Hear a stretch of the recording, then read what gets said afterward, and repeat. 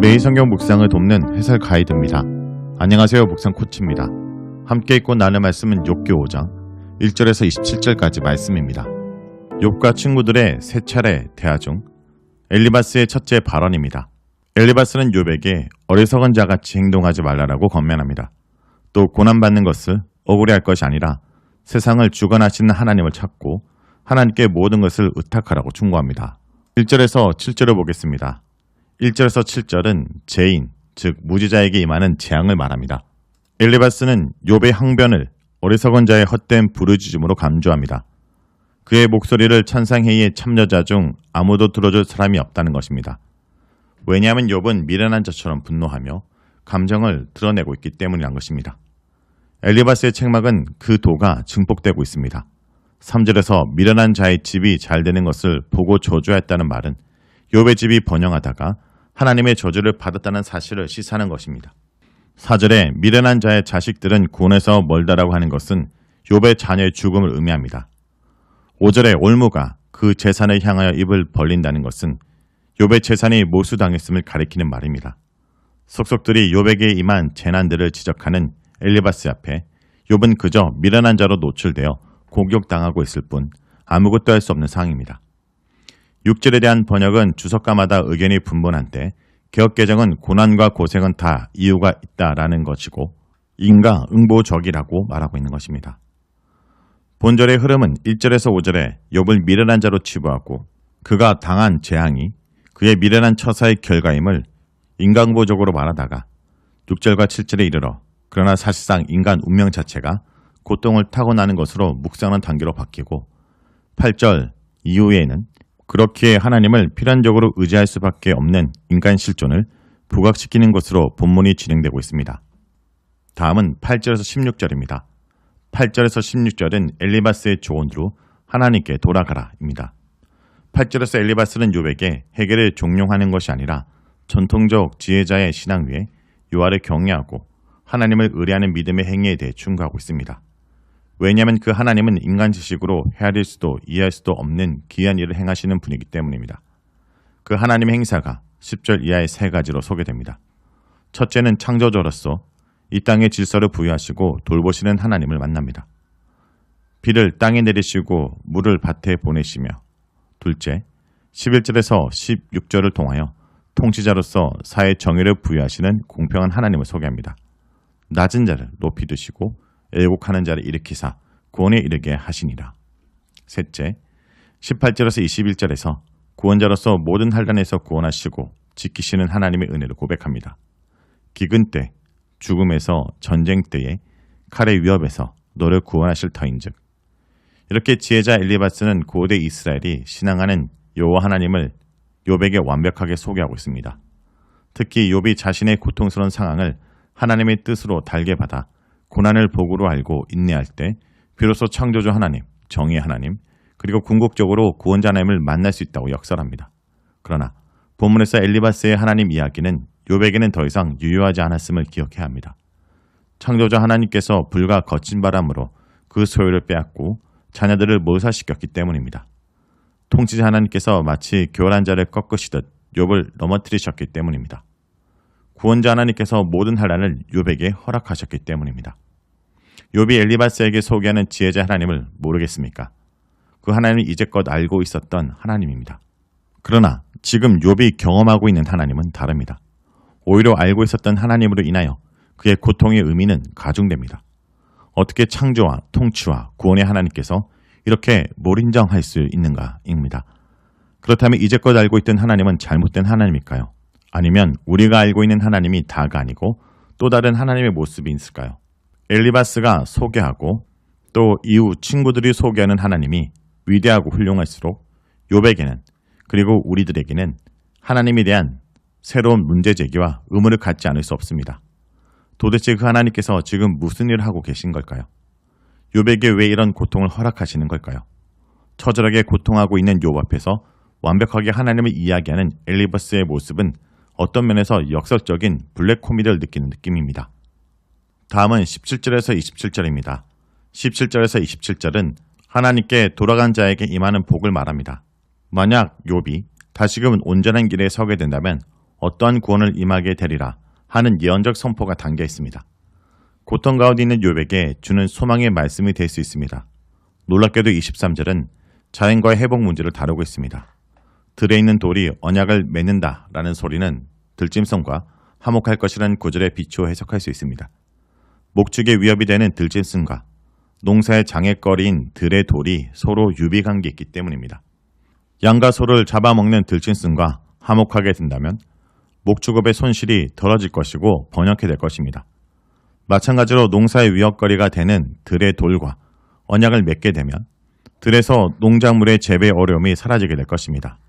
앞서 22절의 기근은 농사와의 관계를, 22절의 들짐승은 목축과의 관계를 여전히 보여주고 있습니다. 또한 바로 뒤에서 나오는 24절에 내 장막의 평안함은 곡식의 풍요를 말하고 24절에 내 우리를 살펴도 잃을 것이 없을 것이며 라는 것은 가축의 풍부를 각각 의미합니다. 삶의 경제적 풍요와 안정은 결국 인생의 수를 충만하게 누리고 평안한 죽음의 길을 가는 행복자의 삶으로 완성됩니다. 전통적인 지혜자의 행복을 잘 드러내고 있습니다. 엘리바스는 자신의 친구가 기존의 현재적 가르침에 충실히 근거하고 있음을 밝히면서 욥으로 하여금 듣고 깨닫도록 설득하고 있습니다. 오늘 본문의 엘리바스는 자기 경험에 기대어 욥의 현재 상황을 평가합니다. 그가 경험한 것을 일반화하여 욥의 상황을 진단하고 있는 것입니다. 그의 눈에 세상은 원인 없이는 결과도 없는 것으로 보였을 것입니다. 재난은 티끌에서 일어나지 않고 고생은 흙에서 나는 것이 아니며 불길이 있기에 불티가 위로 올라가듯 재난의 씨를 뿌렸기에 그 열매를 맺는 것이라고 생각합니다. 악은 악의 열매를 맺어야 한다고 믿기에 그는 어리석은 자를 보고 그 집을 저주한 적도 있고 그 자식들까지 비참해지고 그 수고하여 추수한 것도 타인의 것이 되는 것도 보았다고 사례를 들어 설명합니다. 이런 엘리바스의 이야기는 욥에게 위로가 아니라 오히려 욥에게 정죄하고 욥의 고난을 더했습니다. 내가 경험한 그 하나님이 꼭 누군가에게 받는 하나님에 대한 적용이 되는 것은 아닙니다. 하나님이 한 사람을 만나주는 방식은 한 사람만의 방식일 때가 있습니다. 말씀을 놓고 기도하겠습니다. 주님, 권면하고 충고하기에 앞서 고통받는 사람의 마음을 진심으로 알아주고 위로하는 사람이 되게 하여 주시옵소서. 주님, 우리가 때로는 우리가 하나님을 아는 한 가지의 사실로 모든 경우에 맞춰서 사람들을 정죄하고 평가할 때가 있습니다. 주님, 고통 가운데 있는 사람에게는 그런 정죄가 아닌 위로가 필요함을 잊지 않게 하여 주시옵소서. 무엇보다 나의 경험에 미천함을 고백하고 겸손히 주님 앞에 같이 무릎 꿇는 자가 되게 하여 주시옵소서. 예수님의 이름으로 기도합니다. 아멘.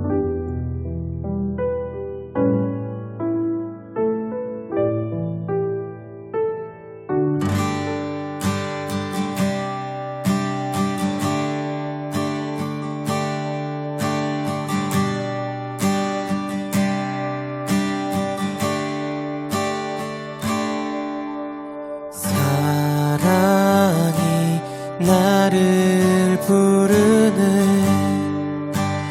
날 처음 지으신 그 사랑이 조금도 바래지 않고 한 번의 후회도 없는 그 사랑이 나를 부르네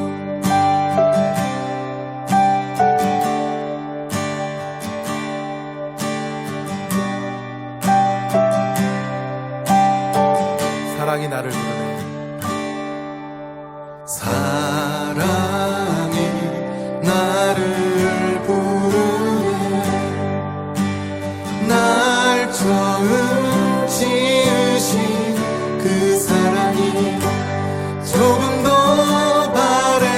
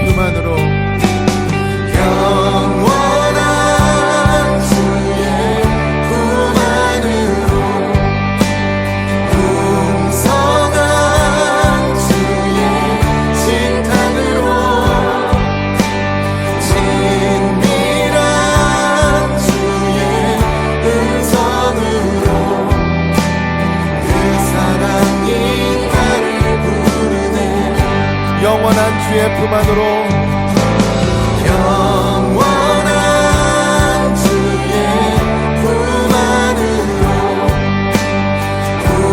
풍성한 주의 신탁으로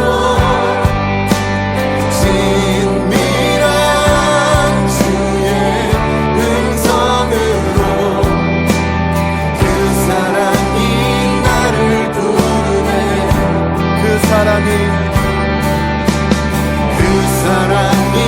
나를 부르네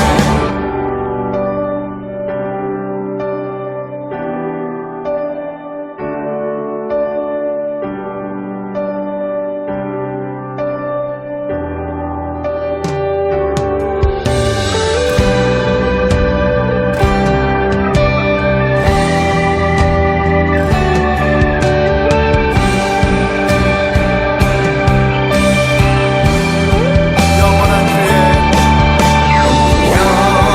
영원한 주의 품 안으로